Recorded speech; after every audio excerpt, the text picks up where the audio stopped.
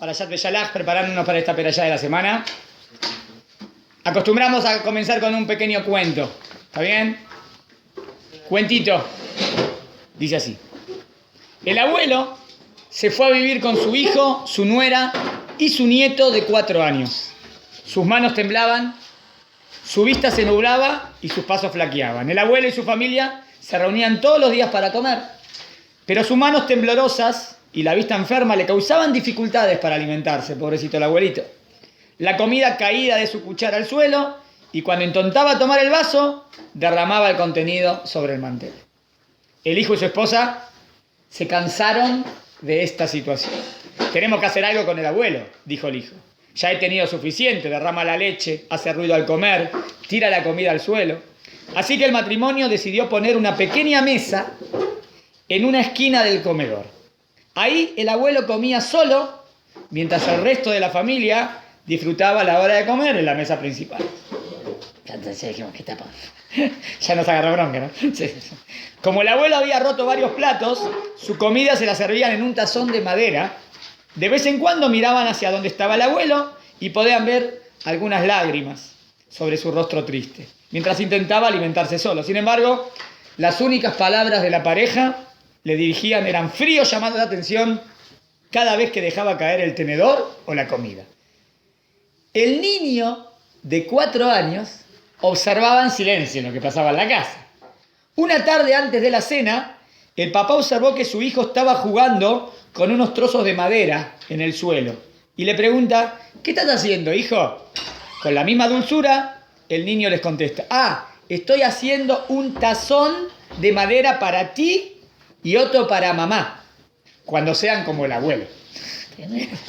Porque al abuelo lo mandaron ahí, ¿no? O sea que cuando ustedes sean viejitos, es lo que hay que hacer, ¿no? Y otro para mamá. Yo les puedo servir la comida en ellos también, cuando yo ya sea grande. Sonrió y siguió con su tarea. Las palabras del pequeño golpearon muy fuerte en sus padres, quebrando sus corazones de tal forma que quedaron sin habla. Las lágrimas rodaron por sus mejillas y a pesar de que ninguna palabra se dijo al respecto, ambos sabían lo que tenían que hacer. Esa tarde, el esposo tomó gentilmente la mano del abuelo y lo guió de vuelta a la mesa con la familia. Por el resto de sus días ocupó un lugar en la mesa junto a ellos y por alguna razón el matrimonio no se molestaba más. Cada vez que el tenedor se caía, la leche se derramaba o se ensuciaba el mantel. ¿Bien? Creo que el mensaje es muy fuerte. Los padres hicieron todo por nosotros y cuando toca que nosotros demos por los padres, uno dice, no tiene paciencia. ¿Cuánta paciencia tuvo el papá por el hijito cuando era chiquitito? ¿Está bien? Después le voy a mandar un dedito muy lindo en WhatsApp, después le mando. ¿Está bien? Que habla de eso. Y aquí, los hijos tienen que dar de... ¿Está bien? Ahora que los padres dieron tanto por ellos, ¿ellos no tienen que dar por los padres ahora? Bueno, ahora es momento de que vos que te encargues de tus padres, que ya son abuelitos. Y eso entra en la perajá, en la misvá. En la misvá de Kabed de Tabija Betibeja. 5º mandamiento. Honrarás a tu padre y a tu madre, darle lo que él necesita. Ocuparte de él. O sea que eso sería más cuando uno es grande y los padres ya son más ancianos. Bueno, cuentito para empezar. Cambiamos de tema. Para allá Tayabú ahora. Para allá de la semana. Bueno. La Perashá Beshalach. ¿Me das un juego? Gracias. Para allá Beshalach. El tema de la Perashá tenemos muchos temas. Está el tema de cruzar las aguas del Mar Rojo. Un temazo. Cómo Dios endurece el corazón de Faraón. Cómo cruzaron las aguas también es muy interesante. La Torá explica más o menos que mandó un viento fuerte. La Torá lo explica de manera cómo Dios maneja la naturaleza. Terminamos con eso y enseguida salen, cantan, agradecen a Hashem y viene este texto que les voy a leer ahora. El tema se llama Las aguas amargas. ¿Qué sucedió? Dice, Shemot 15, 22-27. Y condujo Moshe a Israel desde el Mar Rojo por el desierto de Shur, por el cual anduvieron 3 días sin encontrar agua. Primera prueba en la vida de esta nación, ¿no? Ya pasaron lo de Mitzrayim y ya fue el gran milagro. Bueno, lo dirigen y 3 días no tienen agua. 3 días no encuentran agua.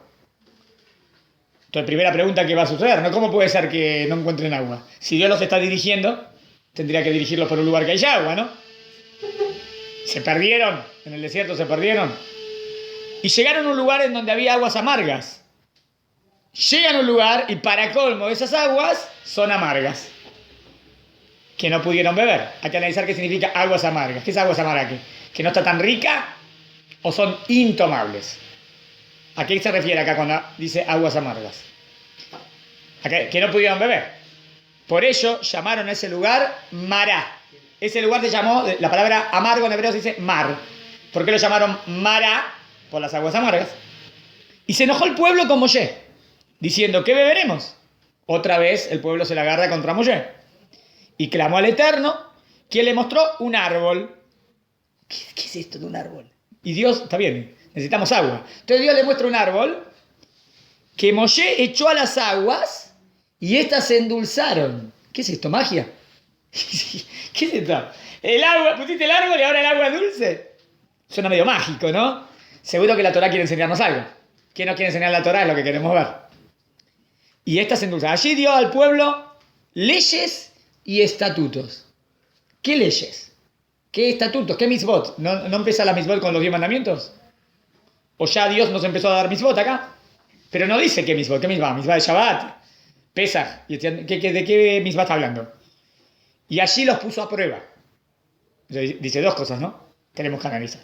Y dijo, Dios, si escuchares la voz del Eterno tu Dios e hicieres lo que es recto a sus ojos y cumplieres sus preceptos y leyes, no pondré sobre ti las plagas que puse sobre los egipcios. ¿Está claro lo que dice? Dice, si vas a cumplir todas las mitzvot, no te va a venir nada de lo malo que le vino a Egipto. Pues yo soy el Eterno, el que te cura. ¿El que te cura? Pero ¿cuándo hace falta curación? Cuando estás enfermo. Pero acá no estás enfermo, porque no te va a venir ninguna plaga. Entonces, ¿entiendes mi pregunta? ¿Qué tipo de médico es? El médico es el médico que te cura, ¿no? Cuando tenés una enfermedad. Entonces, pero acá dijo, no vas a tener ninguna enfermedad. Y yo soy el médico. Pero, bueno, ¿qué tipo de médico está hablando? Esa es la pregunta. ¿Qué? ¿Querías preguntar algo más? No, que yo vi que como que el árbol puede representar las leyes y estatutos. Que cuando los cumplieses, el árbol... Muy bien, entonces tenemos que ver. ¿Y por qué la simbólica sería árbol? Si podemos jugar con las letras, quiero ver si podemos jugar con la palabra etz o el etz. Hay otro etz en la Torá famoso que represente algo. A lo mejor vamos por Bereshit, el árbol de la vida, ¿se acuerdan? ¿Y qué representa el árbol? Bueno, y llegaron a Elim, empezamos. Mira dónde fueron ahora, a Elim, donde había 12 fuentes de agua y 70 palmeras. ¿Y qué me interesa el número exacto? ¿Para qué me tiene que decir que haya? Y justo, porque primero fuimos a Aguas Amargas, pero llegaron a otro lugar donde hay 12 fuentes, que representa el 12, y 70, y que representa las 70 palmeras. Y acamparon allí junto a las aguas. ¿Y qué me viene a decir este pasuco al final? ¿Está bien? ¿Para qué me dice esto? ¿Se entendió hasta acá? ¿Empezamos? Preguntas. ¿Cómo es que van a un lugar que no hay agua o que hay aguas amargas? ¿Es casualidad? ¿Acaso están yendo a la deriva sin que Dios los guíe?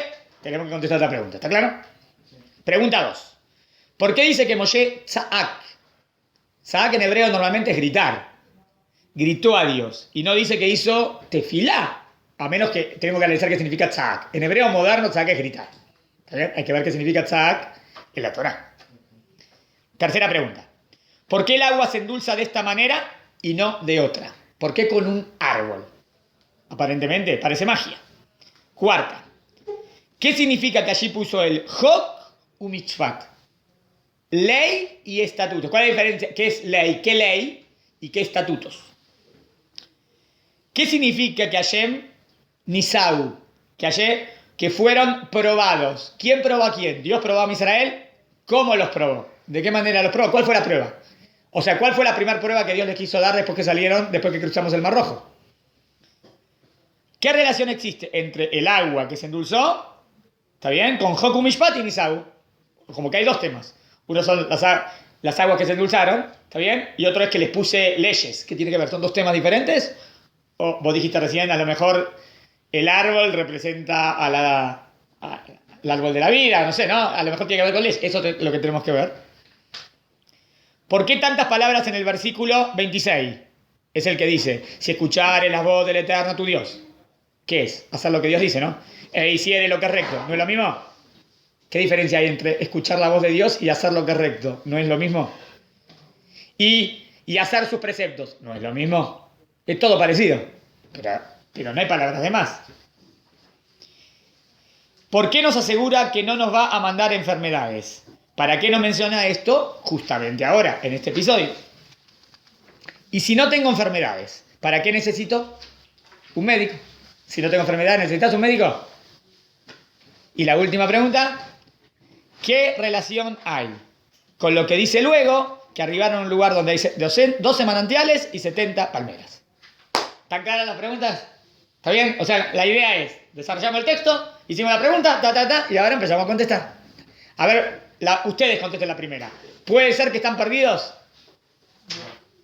¿Cuál es la prueba que no? No, demuéstrenme con Pesukim. ¿De qué? Que no puede ser que estén perdidos. A lo mejor están perdidos. Pero sería algo muy demasiado ilógico. Vos decís porque es ilógico, por sentido común, no porque tenés un pasú. Ajá. También, pero bueno, pero con eso no es jaque mate eso. Es una posibilidad. No, pero a lo mejor se perdieron, te puede decir otro. ¿Hay algún pasuk que diga que es imposible que se pierdan? El que dice que la columna iba de frente. ¿Qué ibas a decir? ¿Lo mismo? La columna Dice antes de este episodio que la columna de fuego y la columna de nube iba delante de ellos y iban detrás de la columna. ¿Cómo se van a perder? Entonces no se perdieron. Entonces, ¿por qué estos 3 días no consiguieron agua? Están yendo detrás de la columna. ¿Sí? Entonces Dios los está dirigiendo. ¿Sí? Entonces Dios los dirigió por un lugar que no hay agua. ¿Entendieron? Contundente, porque el pasuk dice que van detrás de la columna. Está bien, entonces, seguro que no se perdieron. Y Pesukim en otros lugares de la Torá tenés. Siempre iban detrás de Hashem, según lo que Hashem decía. A veces estaban un día, a veces un mes. ¿Se acuerdan de su Pesukim? En otro libro. Este es de Mona. Claro, o sea, a lo mejor ahí va la prueba de Muna. ¿Se acuerdan que preguntamos? ¿Qué prueba? Bueno, entonces, ahora ya sabemos algo. Si no tuvieron agua es porque Dios lo está haciendo a propósito. Entonces me imagino, Dios no te quiere matar de sed. Dios le quiere enseñar algo al pueblo judío, ¿no? ¿Qué es lo que le quiere enseñar? Lo que tenemos que ver. Leemos. Respuestas. Dios sabe que Israel va a emprender una travesía por el desierto que se va a extender por 40 años. Por lo tanto, es muy importante cómo se empieza. Es verdad, ustedes pueden decir, no necesariamente 40 años porque después nos portamos mal. Bueno, pero hasta que lleguemos a Israel. En este tiempo, igual Dios sabe todo. Pero Dios nos quiere enseñar algo, ¿no? ¿Qué nos quiere enseñar Dios? Es por eso que debemos prestar mucha atención a la forma en que comienzan, ya que esto forzosamente encierra alguna gran enseñanza. ¿Están de acuerdo que sí? Si Dios está haciendo esto, ¿te está enseñando algo? Sí. ¿Qué me va a enseñar? ¿Quieres decir? Sí, Sí, cuando uno está estudiando la Torah, dice que cuando estábamos en Israel, dice que el faraón amargó nuestra vida con la esclavitud. Sí. Entonces, llegaron a un lugar donde el agua era amarga. ¿Para qué? Quiere decir que cuando uno no tiene conocimiento de Hashem, nuestra vida está amarga. Pero cuando le puso la madera o el árbol, se endulzó. Y la Torah nos endulza la vida. Te voy a decir, te vamos a ver lo que nos viene a enseñar. Pero algo representa la amargura, o la ignorancia, o no sé, la cultura egipcia, yo qué sé. Y algo representa el tronco, el árbol, que es lo que Dios me quiere enseñar. Pero Dios lo está haciendo a propósito. Quiero saber para qué, ¿no?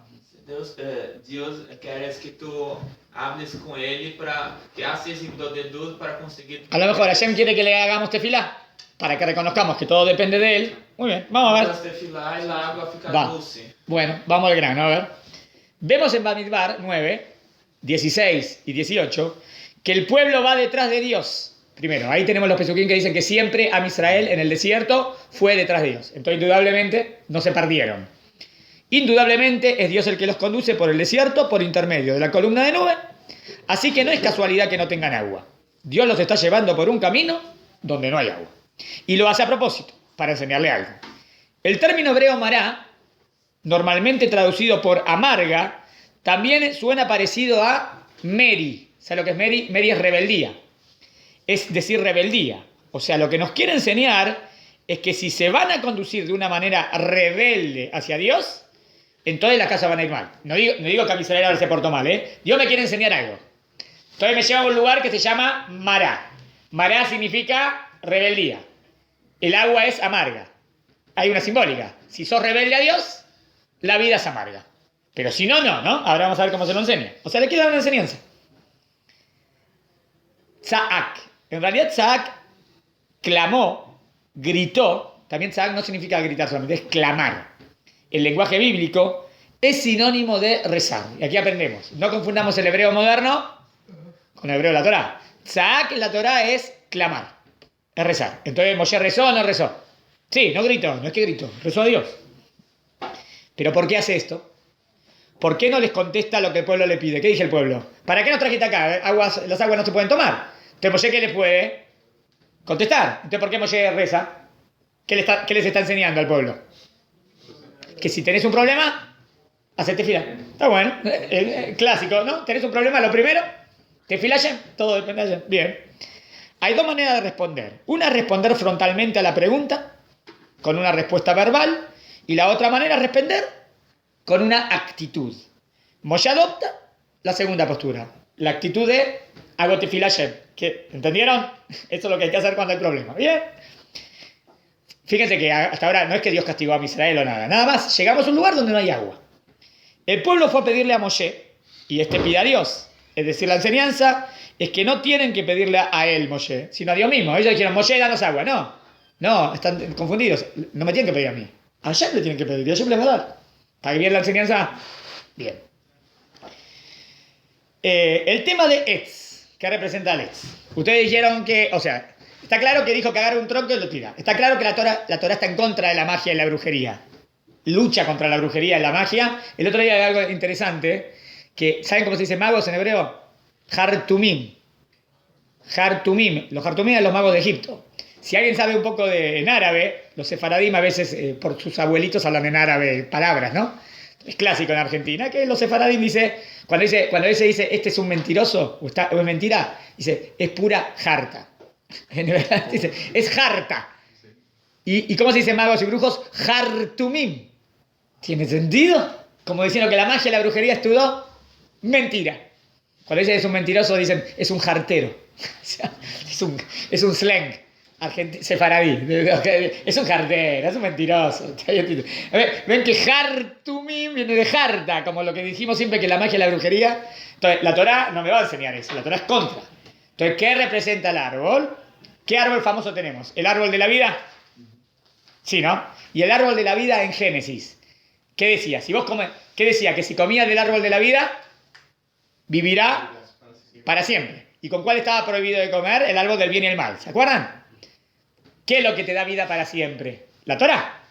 Entonces comparamos al árbol de la vida con la Torá. Lo hacemos en el rezo en Shabbat. ¿Vieron cuando Etzahaim, Mamahasikim, Etzahaim, el árbol de la vida que te sostiene? Claro, ¿cuál es el árbol de la vida que te sostiene? La Torá. ¿Está bien?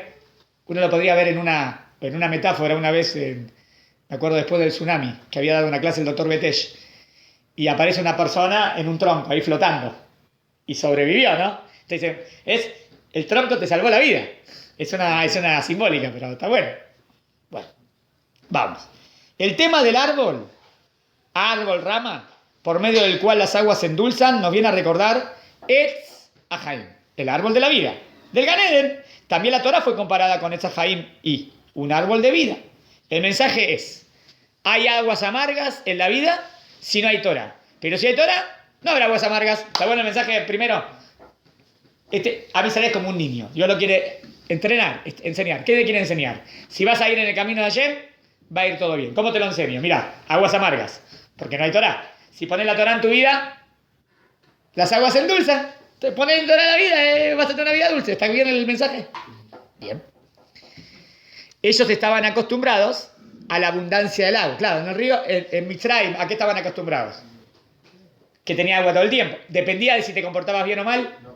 El agua del Nilo siempre corre. Como que no depende si vas en el camino correcto o no. Pero ¿qué nos queremos entrenar a Israel? Que todo depende de Hashem. Ellos estaban acostumbrados a la abundancia del agua en Egipto.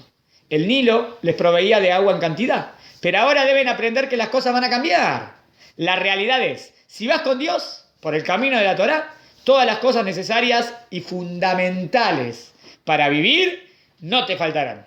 ¿Entendieron? ¿Vieron cómo lo escribimos acá? ¿Por qué? Porque las cosas necesarias y fundamentales. Porque nadie no dijo que te vas a hacer millonario. Pero todo lo necesario lo vas a tener. Sí. Si vas en el camino de Dios. así como el agua que es básica y primordial para vivir, no te faltará si te encaminas tras la Torá. En el Egipto el agua era gratis. Ahora no es así. Esto no quiere decir que ahora están en una situación peor. Para entenderlo podríamos tomar como ejemplo los castigos que Dios le dio al hombre y a la serpiente en el Gan Eden. Van a ver. Al hombre, entre otras cosas, le dijo que con el sudor de su frente va a conseguir su pan. ¿Se acuerdan? Mientras que a la serpiente le dice que va a comer del polvo de la tierra. Entonces yo les pregunto antes de seguir leyendo, ¿qué castigo es? Que comas del polvo de la tierra.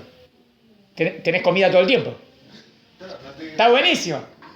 ¿Qué castigo es ese? Ahora vas a comer polvo de la tierra. Buenísimo, ahora tengo comida todo el tiempo. Entonces, ¿cuál es el castigo?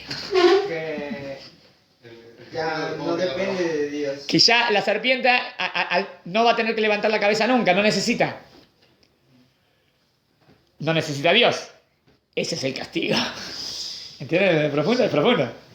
Si Dios te desconecta y no quiere nada conexión contigo, no hay peor castigo que nunca te puedas apegar a Dios. Es un castigo más profundo.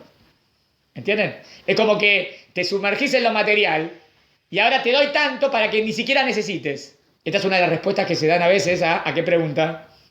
A la famosa pregunta Rayá Tovlo. ¿Por qué a veces a los malvados les va bien? La pregunta es difícil, ¿no? Pero una de las respuestas que se da es que a veces es tan malvado que Dios no quiere nada con él. Entonces le da todo. ¿Sabes qué? Toma, ahí tenés. Dime, ya está. Está perdido porque esa persona nunca va a volver a Dios. ¿Por qué no va a volver a Dios nunca? Porque tiene todo lo material. Entonces eso material que está recibiendo es castigo. No es recompensa. ¿Se entendió? Respuesta. Todo lo bueno en esa vida para no claro, para no darle nada sería esa respuesta de la Gemara. Que en esta vida tiene todo el provecho y después out. Pero no, si ya te di todo acá, chau. Pero eso que le dio fue un castigo, porque lo desconectó de Dios. Entonces, ¿cómo lo relaciona acá? ¿Hay algo que abunde más que el polvo de la tierra? Los sabios del Midrash cuestionan este punto y preguntan acerca de la naturaleza del castigo que Dios le da a la serpiente. ¿Qué más que un castigo? Parece una bendición. Es como que le asegura comida para el resto de su vida. Mientras que el hombre debe esforzarse mucho para conseguirla, pero en realidad el hecho que no le falte comida es como que le quita la posibilidad de volver a Dios. Pues nada le falta. Mientras que el hombre tiene más posibilidades en caso de errar de volver a Dios. O sea, miren qué interesante, ¿no? O sea, a veces la falta de algo no es un castigo. Es una necesidad para que vos puedas volver al buen camino. Es como que Dios te da una advertencia, ¿entienden? Por amor te lo está dando. Es una bendición. Tal como un padre que está cercano a su hijo y cada vez que se aparta del camino, le impone un castigo. Este niño, finalmente, es el que tendrá más posibilidad de volver al camino si yerra, que aquel cuyo padre lo deja hacer lo que quiere y no le dice nada y sigue recibiendo su mensualidad y su comida en abundancia, entonces nunca vuelve al padre. Pero el otro va a venir más seguido al padre. Mejor. El padre sería Hashem. En Egipto el tema del agua era algo casual, es decir, por una casualidad geológica tenían agua. Aquel que se camina por las sendas de la Torá no es que tendrá agua en forma casual, sino que seguro no le faltará. ¿Entienden? O sea, digamos que en Egipto tenés agua. Así, leyes naturales, pero puede ser que un año hay sequía y no hay, ¿no? En el judaísmo no es por casualidad. En el judaísmo es providencia divina neto. ¿Se entendió hasta acá? Tercera hoja. Al final dice que el pueblo confió en Dios y Moshe su servidor. Está bueno este pasuk al final, ese no lo leímos. Al final dice que Moshe confió, que el pueblo de Israel confió en Moshe. No, perdón, ya me parecí que me fui. Me fui a la otra hoja, perdón. Yo te pensé que este pasuk viene antes, claro. Esperen. 132. La palabra etz se relaciona con etzá. Ahora viene este jueguito. Interesante. ¿Saben cómo se dice etz? Árbol. ¿Saben cómo se dice etzá? Ain tzadit hei. ¿Qué significa etzá? Consejo. Entonces, ¿qué sería etz haim, árbol de la vida? El consejo para la vida. O sea, la Torah sería lo que te aconseja cómo tener una vida mejor. Consejo, es decir, este es el gran consejo de la vida. ¿Cuál es el gran consejo? Ir por el camino de los preceptos te endulza la vida. Esperen, ¿puedo explicar naturalmente cómo el precepto te endulza la vida? ¿Tenemos preceptos que nos hacen estar contentos con lo que tenemos? ¿Tenemos preceptos que nos hacen ser agradecidos?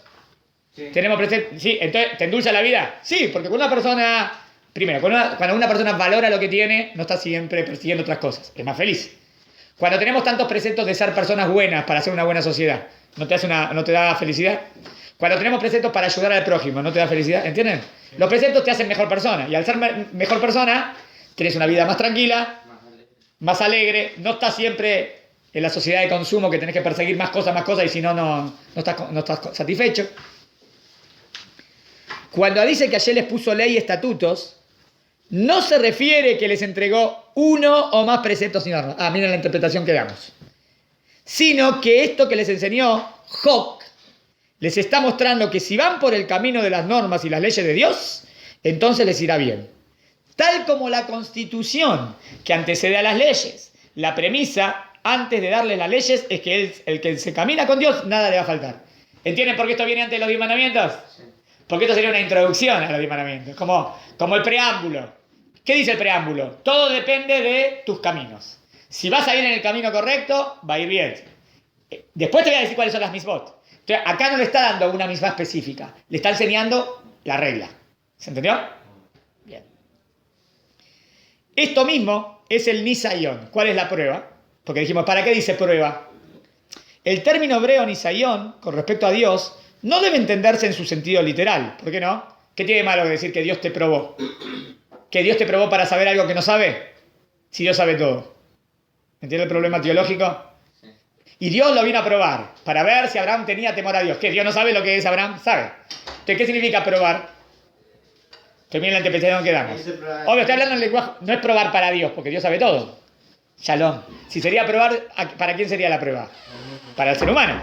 O para probarle al ser humano algo, para enseñarle algo. Hola, ¿cómo les va? Pueden sentarse. Esto es lo que dice Rambam en Moré Nebuchim. No es que Dios... ¿Quieren darle la hojita? Igual ya estamos en la... Ahora lo... No es que Hashem no sabe algo, entonces lo pone a prueba, para ver cómo reacciona. Pues esto es incongruente con respecto a Dios, que todo lo sabe. Es por eso que cuando este término se aplica a Dios, no quiere decir... Miren, ¿qué diría? Dios probó. Poner a prueba para que Él sepa. Sino comprobar. También en español se dice así, ¿no? Y Dios lo probó, es como que le probó que las cosas son así, ¿entienden? No de probarlo de a ver qué pasa y ahora yo me entero, no. Te pruebo, te enseño algo, como que te doy una prueba. Sí. También probar, se dice. Sí. Sino demostrar. Y esto es lo que Dios le demostró. ¿Qué le demostró Dios a Hashem, al pueblo de Israel, en las aguas amargas? Que si van a ir con Hashem, nada le va a faltar. Y le sacará agua de la roca y les hará descender comida del cielo. En otras palabras, que si vamos en el camino de Hashem, no sabemos de dónde, pero lo necesario vas a tener. Obvio, uno tiene que hacer lo que está en sus manos. Pero en este caso no tengo dónde tener comida. Bueno, cae el man del cielo. Después van a pedir agua. Golpeó la roca y salió el agua. El versículo 26 se divide en dos partes. Nos habla de cumplir los preceptos, tanto los que son de fácil comprensión, como aquellos cuyo significado es oscuro a nuestra mente. ¿Vieron que dijo Hok u Mishpat? Hay que diferir. ¿Cuál sería la diferencia entre la palabra Hok o Mishpat? Mishpat normalmente son misbot que se entiende el sentido. Amar al prójimo como a ti mismo.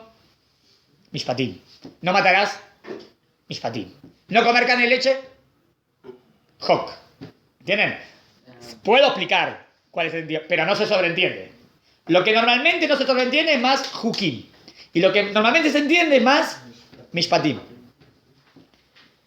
Si escuchar es la voz del Señor tu Dios, esto se refiere a los Hukim, obediencia. Aún las Misbot, que no entiendas.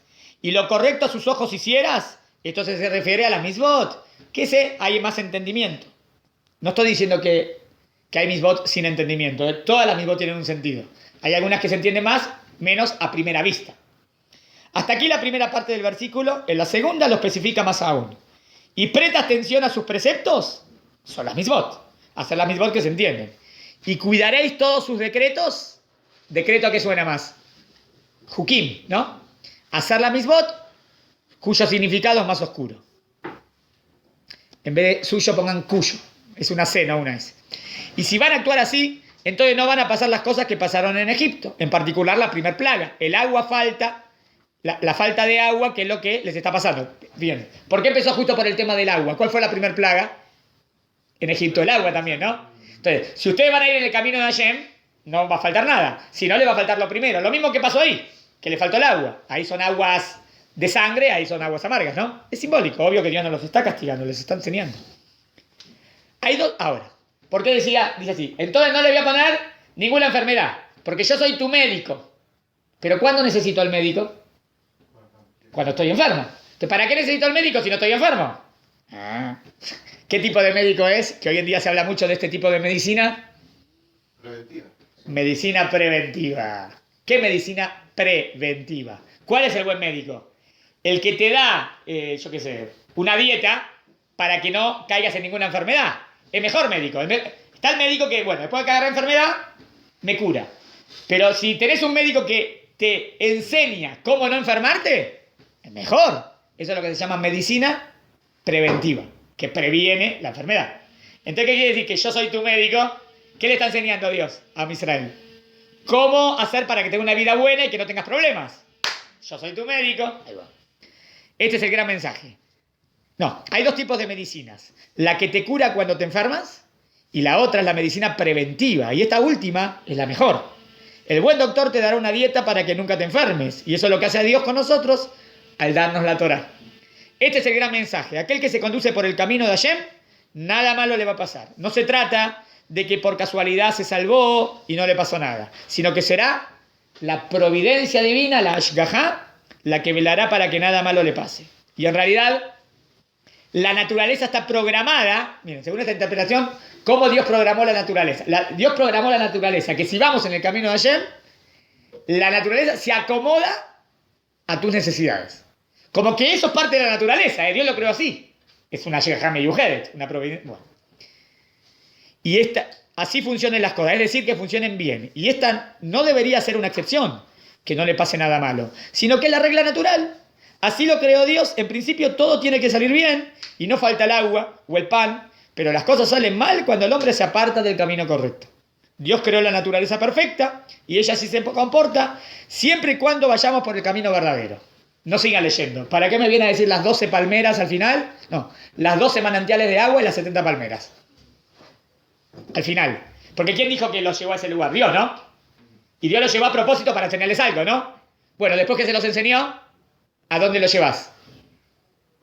A un lugar bueno, ¿no? Ya entendiste que si vas en el camino de Hashem va todo bien. Entonces, ¿por qué 12 y por qué 70? ¿12 qué? Como las tribus de Israel, es el ideal. ¿Y 70? Las 70 o del Sanedrín o las 70 naciones. ¿Está bien? A ver, leemos. ¿Por qué termina con el oasis de Elim donde hay 70 palmeras y 12 manantiales? 12 corresponden a las 12 tribus de Israel. 70 hace referencia a los 70 sabios del Sanedrín. ¿Y por qué los lleva ahí al final?